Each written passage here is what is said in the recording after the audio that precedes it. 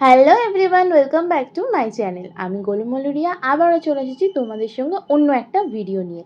আর দেখতেই পাচ্ছ সকাল সকাল এত বড় একটা রুই মাছ নিয়ে হাজির হয়ে গেছি। আজকে বাজার থেকে গোটা একটা মাছ নিয়ে আসা হয়েছিল, শুধুমাত্র দোকানদার আঁশ ছাড়িয়ে দিয়েছিল, তাই সেটা মা ছাদে নিয়ে গিয়ে কাটছিল। ভাবলাম তোমাদের সঙ্গেও ভিডিওটা শেয়ার করে দিই। আগে যখন ছোট ছিলাম, বাজারে যখন বাবার সঙ্গে যেতাম, মাছ কাটার এই দৃশ্যগুলো দেখতে আমার বেশ ভালো লাগতো। কেন জানি না, তবে বেশ ভালোই লাগতো দেখতে। দাঁড়িয়ে দাঁড়িয়ে চুপচাপ বোকার মতন দেখতাম।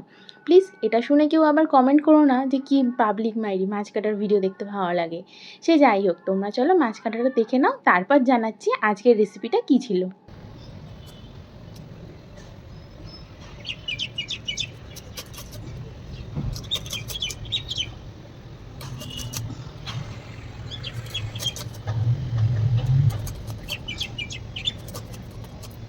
একমাত্র কমানে খুব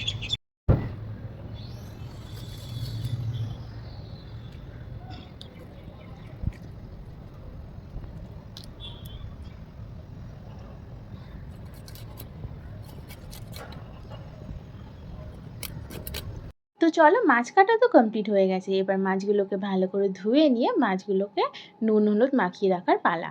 ভালো করে মাছগুলোকে রেখে একটা প্লেটে নুন আর হলুদ দিয়ে মাখিয়ে নিচ্ছি। কী রান্না করছি? এই যে আমার আগের ভিডিওতে দেখেইছো, এত সর্ষে বাটা, কষানো মাংস, এত কিছু খেলাম। এবার গরমের দিনে পেট তো খারাপ করবেই, তার জন্য উপায় কি? উপায় হচ্ছে এই তেল মশলা ছেড়ে মাঝে মাঝে একটু পাতলা মাছের ঝোল খাওয়াও ভালো। শরীরের জন্যও ভালো আর পেটও শান্তি থাকবে, তাই না? তো চলো আজকে সেটাই রান্না করছি। একদম রুই মাছের পাতলা ঘরোয়া একটা রেসিপি শেয়ার করব। প্রত্যেক মায়েরাই এই রেসিপিটা আশা করি করে থাকে, সেটাই তোমাদের সঙ্গে তুলে ধরছি। কিছুই না, মাছগুলোকে ভালো করে কেটে ধুয়ে নিয়ে নুন হলুদ মাখিয়ে কড়াই তেল গরম করতে বসিয়ে দেবে। তোমরা চাইলে অবশ্যই এটা একদম পিওর সর্ষের তেলে করতে পারো, অথবা এরকম আমার মতন সর্ষের তেল আর সাদা তেল মিশিয়ে নিতে পারো। মা সবসময় এটাই করে, সেটাই আমি এখানে ইউজ করেছি। দেন তারপর মাছগুলো মা ছেড়ে দিয়েছে একটা একটা করে। এপিঠ ওপিঠ ভালো করে উল্টে পাল্টে লাল লাল করে ভেজে নিতে হবে। এখানে আমরা মাছের মাথায় মাছও রেখেছিলাম, তাই জন্য মাছের মাথাগুলোকেও ভালো করে লাল লাল করে কড়া করে ভেজে নেব।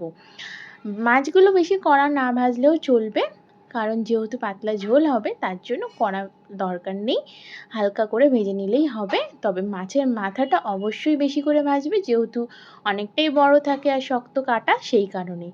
তো চলো, মাছ ভাজা আমার কমপ্লিট। এবার ওই তেলের মধ্যেই দিয়ে দিতে হবে কয়েকটা ঘরে রাখা বড়ি। হ্যাঁ, এই ঘরোয়া বড়িটা মাই বানিয়েছিল নিজের হাতে শীতকালের সময়। তোমরা যদি চাও এই বড়ির রেসিপি কি শীতকালে কেমনভাবে বানিয়েছিল সেটা আমি তোমাদেরকে পরে শেয়ার করে দেবো। তো চলো, বড়িগুলো ভাজা হয়ে গেছে, এবার সেই বড়িগুলো তুলে নিয়ে ওই তেলে দিয়ে দেবো কয়েকটা পটল। হ্যাঁ, পটল অবশ্যই পাতলা ঝোলে পটল ঝিঙে সব কিছুই দিতে পারো তোমরা, তবে ঝিঙেটা যেহেতু আমাদের বাড়িতে অ্যাভেলেবেল ছিল না, তাই জন্য মা স্লাইস করে কয়েকটা পটল কেটে নিয়েছিল। সেটাই তেলের মধ্যে দিয়ে এপিঠ ওপিঠ নাড়াচাড়া করে ভালো করে ভাজা ভাজা করে নিতে হবে। এবার তোমরা তোমাদের পছন্দ অনুযায়ী সবজি দিতেই পারো, হালকা ঝোল খাওয়ার জন্য যেগুলো তোমরা পছন্দ করো।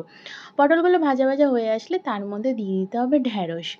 কয়েকটা ঢ্যাঁড়স ছিল কচি, সেগুলোও দিয়ে ভালো করে ভাজা ভাজা করে নিচ্ছি।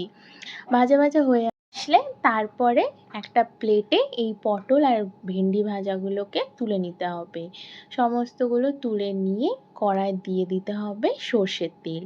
তেল ভালো করে গরম হয়ে আসলে ফোড়নে দিয়ে দেবো সাদা জিরে, তারপরে স্লাইস করে কেটে ধুয়ে রাখা কয়েকটা টমেটো কুচি। টমেটো কুচিগুলোকে দিয়ে ভালো করে এপিঠ ওপিঠ নাড়িয়ে ভাজা ভাজা করে নিয়ে দিয়ে দিতে হবে স্লাইস করে কেটে রাখা আলু। আর এই যে আলুর মাঝখানে দেখতে পাচ্ছ দু চারটে সবুজ সবুজ সরু সরু, এটা হচ্ছে বটবটি। আমার ছাদের গাছে মার বানিয়েছিল বটবটি গাছটা, আর সেখানেই হয়েছিল, তাই মা সেটাকেও কেটে ধুয়ে দিয়ে দিয়েছে এই মাছের ঝোলে। সমস্ত কিছু মাখিয়ে নিয়ে তারপরে সেই ভেজে রাখা পটল আর ঢ্যাঁড়সগুলো এই আলু টমেটোর মধ্যে দিয়ে দিতে হবে। এবার মিনিট খানেক মতন এটাকেও এপিঠ ওপিঠ উল্টে ভেজে নেব। ভাজা ভাজা হয়ে আসলে তার ওপর দিয়ে ছড়িয়ে দেব সামান্য হলুদ গুঁড়ো, পরিমাণ মতন তোমরা দিয়ে দিও। তারপরে দিয়ে দেবো জিরে আর ধনে গুঁড়ো। জিরে ধনে গুঁড়োটা মা বাড়িতেই গরম করে তাওয়ায় ভালো করে তারপর মিক্সিতে একসঙ্গে গুঁড়ো করে নিয়েছি। তারপর দিয়ে দিতে হবে আদা বাটা।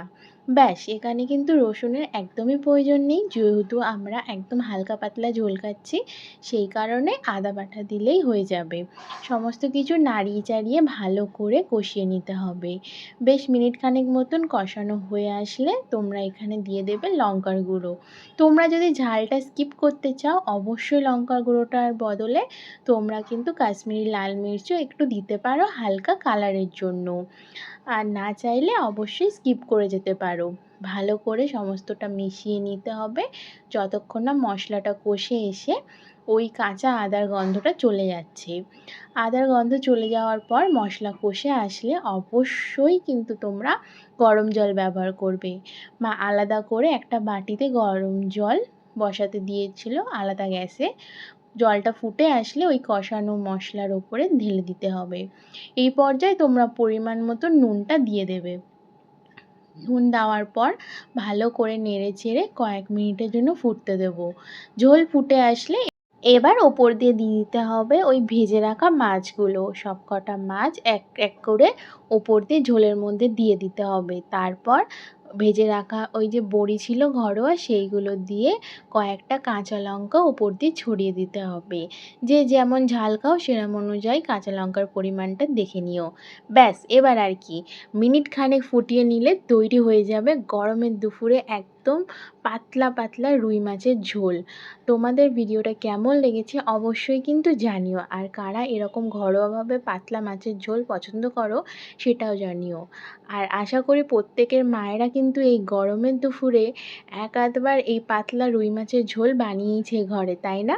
কি বলো? তো চলো, রান্না তো কমপ্লিট হয়ে গেছে।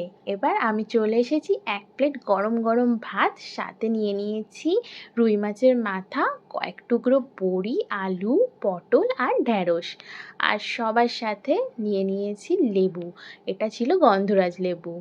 গরমের দুপুরে লেবু ছাড়া পাতলা মাছের ঝোল খাওয়ার মজাটাই বোধহয় অসম্পূর্ণ থেকে যায়, তাই না?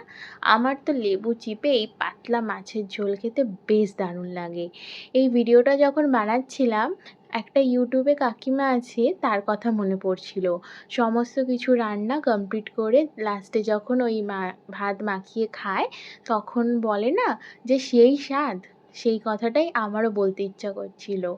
সে যাই হোক, মাছের মাথাটা কিন্তু বেশ ভালোভাবে ভাজা হয়েছিল আর সেদ্ধও হয়েছিল। আর মাছটাও বেশ টাটকা আর ফ্রেশ ছিল, সেটা তোমরা মাছটা দেখেই বুঝতে পারছো।